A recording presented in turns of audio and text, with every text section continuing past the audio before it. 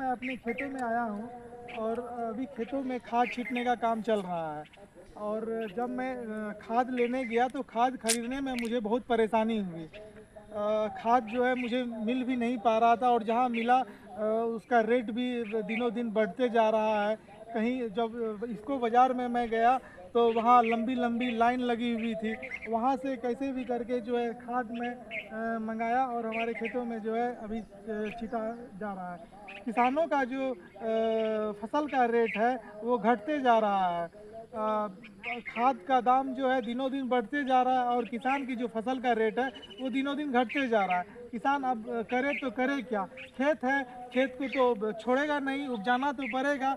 और सरकार को इस बात के लिए सोचना पड़ेगा कि हाँ, जब किसान को हम खाद नहीं देंगे, खाद का व्यवस्था नहीं करेंगे, कम कीमत पे खाद की व्यवस्था नहीं करेंगे तो किसान कैसे फसल उपजाएगा? और फसल अगर नहीं उपजाएगा तो हमारे देश को अनाज कौन सप्लाई करेगा? अगर अनाज सप्लाई नहीं होगा, अभी जितनी भी हमारा जो देश है वो कृषि प्रधान देश है और हमारे कृषि प्रधान देश में कृषि की हालत ही सबसे दयनीय है। और कोई भी जो है सब जो भी नेता आते हैं सब जो है बोलते हैं कि ध्यान कोई नहीं देता है।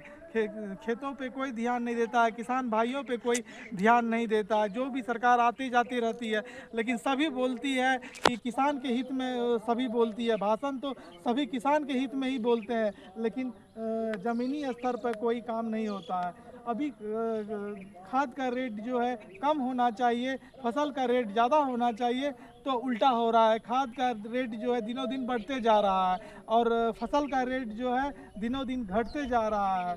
अब किसान करे तो करे क्या? जितनी लागत वो लगाता है खेतों में अब उतना भी नहीं निकल पा रहा है। ऊपर से जो है कभी बाढ़ आ जाता है, कभी सुखाड़ आ जाता है, कभी फलना कभी चिल्ला, बहुत सारा चीज़ जो है आते रहता है। तो उसकी भरपाई को कौन पूरा करेगा? सरकार अगर इस चीज़ पे ध्यान नहीं देती है तो किसान पे कौन